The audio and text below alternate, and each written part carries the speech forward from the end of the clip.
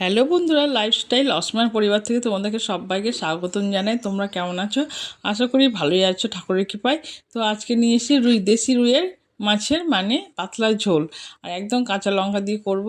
এটা কিন্তু আমার একদম মায়ের হাতের রান্না। আগেকার লোক কিভাবে কাঁচা লঙ্কা দিয়ে যে কালার নিয়ে আসতো, সেই রান্নাটা রেসিপিটা তোমাদের সঙ্গে তুলে ধরছি, দেখতে থাকো।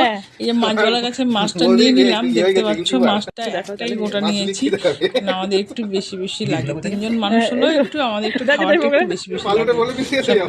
তো যাই হোক, আর আমার মা রান্না করতে কীভাবে সেটা তোমাদের সঙ্গে শেয়ার করো। আমি ছোটোবেলায় বলতাম মাকে, মা তুমি কী করে এত সুন্দর কালার করো? মা বলতো রান্নার সময় কাঁচা লঙ্কা দিয়ে তুই রান্না করলেও একটু যখন তরকারিটা কষবি, একটু তখন হলুদটা আর একটু সরষের তেলটা একটু বেশি করে দিলে কালারটা চলে আসবে। সেইভাবে আছে রান্নাটা করব, আমি তোমাদের সঙ্গে শেয়ার করব। আর মাছের ঝোলটা এত সুন্দর হয়েছিল, জাস্ট ফাটাফাটি হয়েছিল। তো যাই হোক বন্ধুরা, চলো ভিডিওটা শুরু করি। এই যে মাছ ধুয়ে নিয়েছি, মাছে লবণ হলুদ মাখিয়ে নিলাম, দিয়ে মাখিয়ে রেখে দেবো। কেন আজকে স্নান হয়নি, রবিবার, সকালে রান্না করিনি, আজকে দুপুরে রান্না করব। ছেলে যেহেতু বাড়িতে আছে, অফিস যায়নি, ওর জন্য আজকে দুপুরে রান্না করবো। সব মাছটা ভালো করে লবণ হলুদ মাখিয়ে রেখে দিলাম। এদিকে সবজি কেটে রেখে দিলাম, আলু পটল আর পেঁয়াজ আদা রসুন দিয়ে। আর মাছটা, রুই মাছটা দেশি রুইটা হবে পটল আলু দিয়ে ঝোল করবো, পাতলা একদম ঝোল, কাঁচা লঙ্কা দিয়ে। তার মধ্যে হালকা একটু পেঁয়াজ দেবো, খুবই হালকা তেল মশলা দিয়ে করবো, বেশি দেবো না। তবে কি এখন গরমের দিন তো হালকা তেল মশলা একটু পাতলা ঝোল খাওয়াই বেশি ভালো। তো যাই হোক, দেখতে পাচ্ছ কাঁচা লঙ্কা আদা জিরা পেস্ট করে নিলাম, দিয়ে দিলাম হচ্ছে রসুন, তারপরে একটু পেঁয়াজ দিয়ে দিলাম, দিয়ে পেস্ট করে নিলাম, দিয়ে রেখে দেবো। এবার দেখতে পাচ্ছ হয়ে গেল।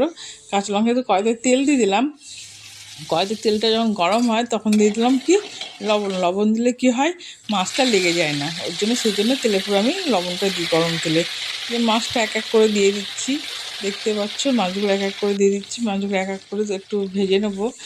আর পুরোনো দিনের মানুষের রান্না তো জানেই কেমন হতো, আর বাঙালদের রান্না তো বিশেষ করে ভালো হয়, খুব সুন্দর হয়। আমি কিন্তু বাঙালির মেয়ে তো, ওর জন্য একটু হলো মায়ের গুণটা পেয়েছি। আর আজকে যে রান্নাটা করেছি খুবই সুন্দর, যে মাছ ভাজা হয়ে গেল, আর তেলের মধ্যে দিয়ে দিলাম একটু জিরা আর শুকনো লঙ্কা ফোড়ন, মাছ ভাজা তেলেই দিয়ে দিলাম। আর দিয়ে দিলাম চিনি, চিনিটা দিলেও কিন্তু কালারটা খুব সুন্দর হয়। দিয়ে তারপর দিলাম পটলটা বেশ লাল লাল করে ভেজে নেবো, কিন্তু পটলটা আগে না দিলে ভালো করে ভাজা হবে না, আলুটা একটু পরে দেবো। দিয়ে পটলটা বেশ লাল লাল করে ভেজে নেওয়ার পর অর্ধেক ভাজা হয়ে গেল, দিয়ে দিলাম আলুটা বেশ অর্ধেক ভাজা হয়ে যাবে, বাদামি কালার করে ভাজা হয়ে গেল। দিয়ে লবণ হলুদ দিয়ে এবার ভালো করে কষবো। লবণটা দিলে কী হবে, যে সবজির যে জলটা থাকে বেরিয়ে যায়। আর এই বাটা মশলাটা দিয়ে দিলাম, আদা আর হচ্ছে কাঁচা লঙ্কা আর হচ্ছে মানে জিরা, এটা পেস্টটা দিয়ে দিলাম।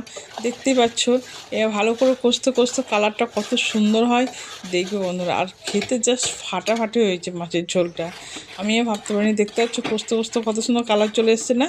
তেলের পরে তো চিনিটা দিয়েছি, তাতে কালার আসে। আর ওই যে বললাম একটু হলুদ আর একটু সরষার তেল বেশি করে দিলেই কালারটা চলে আসে। কাঁচা লঙ্কার সবজিকে বলবে, তরকারিকে বলবে। আর একটু কষতে কষতে দিয়ে দিলাম গরম মশলা একটু কষার মধ্যে দিলে, রুই মাছের কষার মধ্যে দিলে খুব ভালো হয়। দিয়ে দিলাম জলটা দেওয়ার পরে বেশ একটু ফুটে উঠবে, আর কালারটা এত সুন্দর লাগছে বন্ধুরা, জাস্ট ফাটাফাটি। আমি তো নিজে ভাবতেই পারিনি এত সুন্দর কালার আসবে, কাঁচা লঙ্কার তরকারিটা কালারটা এরকম আসবে।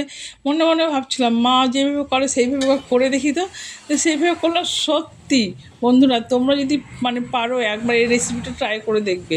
ঝোলটা যখন ফুটে উঠলো তখন মাছটা দিয়ে দিলাম, মাছটা দিয়ে এবার নেড়ে দেবো। আর একটু যখন মাছ দিয়ে আবার একটু না ফুটলে তো ভালো লাগবে না, আর মাছের সেন্টটা তো ঢুকবে না। তো যাই হোক ভালো করে নেড়ে দিলাম, দিয়ে মাছটা বেশ টপক টপক করে ফুটে যাচ্ছে, এই যে দেখতে পাচ্ছ। আর নেড়ে দিলাম, তলো করে দিলাম, বেশ কালারটা ফাটাফাটি, ও সেই কালার ইয়ামি ইয়ামি যা হয়েছে, জাস্ট ফাটাফাটি। যাই হোক বন্ধুরা, তোমরা ভিডিওটা কোথা থেকে দেখছো অবশ্যই কমেন্ট করে জানাবে। আর নতুন বন্ধু হয়ে থাকলে আমার চ্যানেলটা অবশ্যই সাবস্ক্রাইব করবে। আর আমার রেসিপিটা তোমাদের কেমন লাগলো অবশ্যই এসএমএস করে জানাবে। আর এই যে দেখতে পাচ্ছ হয়ে গেল এত সুন্দর তরকারিটা, জাস্ট মায়ের হাতের ছোঁয়া পেলে কত সুন্দর লাগে না। নেই তবুও মার রেসিপিটা আমি আজকে তোমাদের সঙ্গে শেয়ার করলাম। দেখতে পাচ্ছ কত সুন্দর কালারটা হয়েছে। যাই হোক বন্ধুরা, এখানে শেষ করলাম বন্ধুরা, টাটা বন্ধুরা।